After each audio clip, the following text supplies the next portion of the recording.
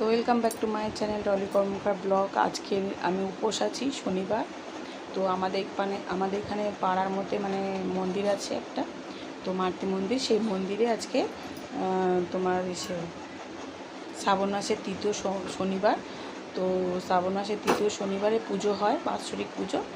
তো সেখানে আমরা উপোস করছি আর রান্না করছি, তোমার নিরামিষ রান্না করছি আজকে। যেহেতু আমরা উপোস আছি আর এখানে পুজো আছে, তাই জন্য আমি আজকে এখনও পর্যন্ত কিছু খাইনি, উপোস আছি যেহেতু, তাই না।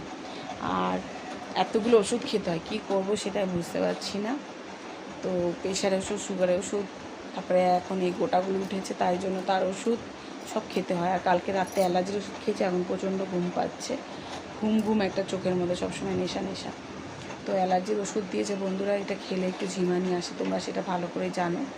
যারা জানো না অবশ্যই জানো না, যারা জানে তারা জানে। তো আর এখন করে নেবো হচ্ছে ধোকার তরকারি, তোমাদের সেটা দেখিয়ে দিয়েছি। ধোকার তরকারি করব, দেখিয়ে দেবো আর কি।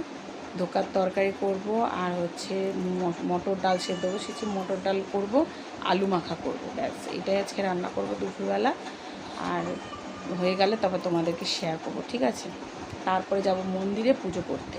রান্না হয়ে গেলে তারপরে সব সেরে স্নান টান করে মাথা ঘষে নেবো, অনেক তেল দিয়ে রেখেছি মাথায়। তো মাথা ঘষে তারপরে চলে যাব শাড়ি ঠাড়ি পরে মন্দিরে পুজো আছে, তাই ওখানে চলে যাব, ঠিক আছে। তো চলো, টাটা, বাই বাই।